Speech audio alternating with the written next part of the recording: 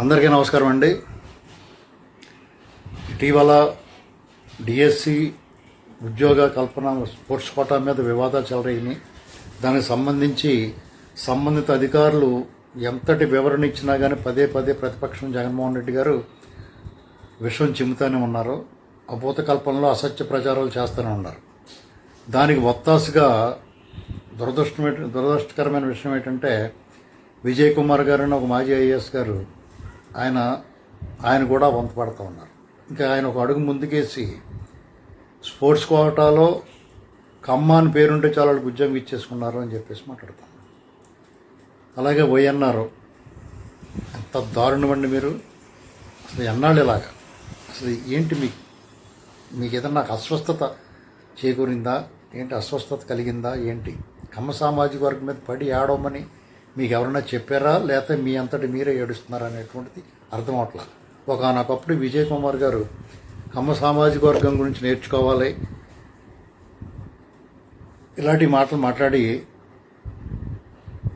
ఒక సందర్భంలో ఆయన ఏమన్నారంటే కమ్మ కులం వారు కష్టపడే తత్వం, పారిశ్రామిక నైపుణ్యం ఇలాంటి వాళ్ళ నుంచి నేర్చుకోవాలి ఇలాంటి మాటలు మాట్లాడారు. అప్పుడు బాగా కనిపించి ఇప్పుడు బాగా కనిపించకపోవడం కారణం ఏంటండి?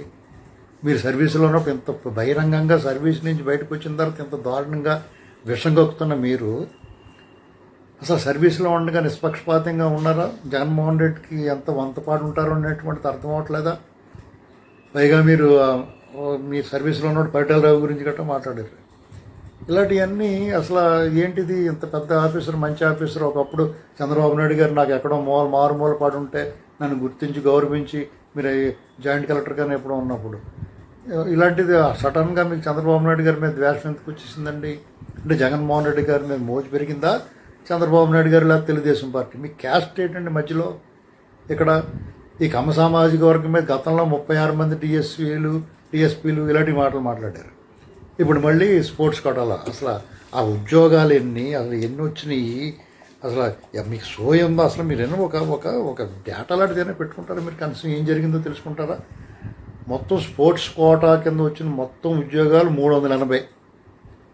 అందులో ఎస్సీలకి 112 ఉద్యోగాలు 29.4%, బీసీలకి 196 ఉద్యోగాలు 51.58, ఎస్టీలకు 29 ఉద్యోగాలు 7.63, మొత్తం ఓసీలకి 43 ఉద్యోగాలు అది 11.32%. అంటే మొత్తం ఉద్యోగాల్లో ఓసీలకు వెళ్ళింది కేవలం 11.32%. కమ్మ సామాజిక వర్గం ఓసీ కేటగిరీలోనే ఉంటుంది కాబట్టి మరి మొత్తం ఓసీలకు 11%, అందులో 43 ఉద్యోగాల్లో ఎన్ని వచ్చినాయి అనేటువంటిది ఇప్పటి వరకు మేమెవరం కూడా దీని గురించి మన వాళ్ళకి ఎన్ని వచ్చినాయి, మన వాళ్ళు వచ్చారా లేరా అని ఎవడో ఆలోచించలేదు. ఈవెన్ కమ్మ కార్పొరేషన్ డైరెక్టర్గా నేను కూడా మీరు ఇంత అవేర్నెస్ తోటి ఉండి ఎవడో కూడా దీని గురించి కక్కుర్తి ఉండదండి. ఎవడో కక్కుర్తి పడే పరిస్థితి ఉండదు. ఎవరో పైరవీలకి ఛాన్సే లేదు. మీకు పూర్తిగా తెలుసు. తెలుగుదేశం ప్రభుత్వం ఇప్పుడు కూటమి ప్రభుత్వంలో ఎవడన్నా పైరవీ చేసుకుని ఉద్యోగం సంపాదించుకోవాలంటే వాళ్ళకి అవకాశమే లేదు. అదే జగన్మోహన్ రెడ్డి మీ గ్యాంగ్ అంతా ఉన్నప్పుడు ఎలా పడితే అలాగొచ్చి నాకే తెలుసు ఆ విషయం. ఇక్కడ అసలు ఛాన్సే లేదండి. అసలు ఛాన్సే లేని చోట మీరు కమ్మారికే ఉద్యోగాలు వచ్చేసినాయి అని చెప్పేసి అలా మొత్తం ఆధారాలతో సహా మేము ఇది మా కమ్మ కార్పొరేషన్ తరపున నేను స్పందిస్తూ ఉన్నాను యాజ్ ఏ కమ్మ కార్పొరేషన్ డైరెక్టర్గా. అలాగే ఆంధ్రప్రదేశ్లో ఉన్న కమ్మ సంఘాలందరూ కూడా విజ్ఞప్తి చేస్తూ ఉన్నాను.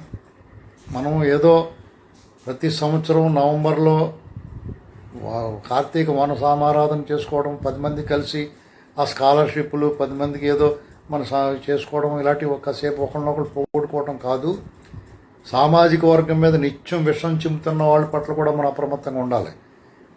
వాళ్ళందరూ పుట్టి పుణ్యాన్ని మనం ఏం తప్పు చేయకుండా మన సామాజిక వర్గం మనం బతుకుతుంటే ప్రభుత్వాల నుంచి కూడా ఆశించిన సహాయం అందకుండా, ప్రభుత్వాలు కూడా ఏ ప్రభుత్వం ఉన్నా సరే మనం దూరం పెడుతుంటే జగన్మోహన్ రెడ్డి ఏమో సామాజిక వర్గం మీద పగబట్టాడు, అతను దూరం పెడతాడు.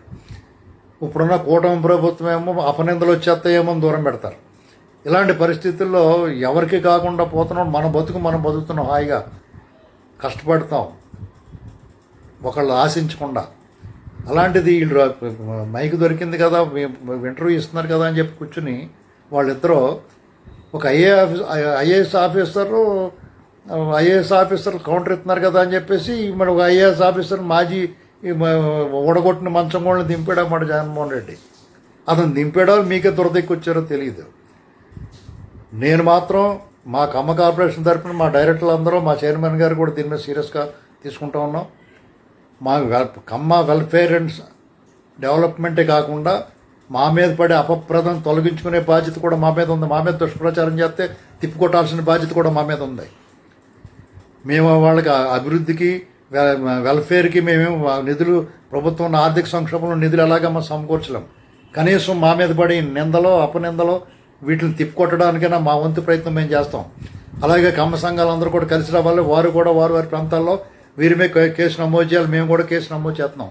లీగల్గా వెళ్ళదలుచుకుని మేము దుర్భాషలాడడం, దూషించం, మిమ్మల్ని నిందించాల్సిన అవసరం మాకు లేదు. ఏదైనా సరే చట్ట ప్రకారం లీగల్గా పోదలుచుకున్నాం. ఇక ముందు ఎవరైనా సరే ఇలాగే మాట్లాడితే ప్రతి వాళ్ళకి స్పందన ఉంటుంది. మీ స్థాయికి తగ్గట్టుగానే స్పందన ఉంటుంది అనేటువంటి గుర్తుపెట్టుకోవాలి. దయచేసి అర్థం చేసుకోండి మా ఆవేదన. మేము నిజంగా కనుక అటువంటి పక్కదారిలో ఉండి మేము లబ్ధి పొందితే మీరు ఒక మాట అన్నా దానికి ఒక అర్థం ఉంటుంది. ఉట్టి పుణ్యాన్ని మాకేం లబ్ధి, మేము ప్రయత్నమే చేయం. అటువంటి దానికి మీరు ఇలా మా మీద దుష్ప్రచారం చేస్తా ఏదో మా భుజం మీద తుపాకీ పెట్టి ప్రభుత్వాన్ని కాల్చాలనుకుంటే కనుక అది సాగనివ్వం, గుర్తుపెట్టుకోవాలి.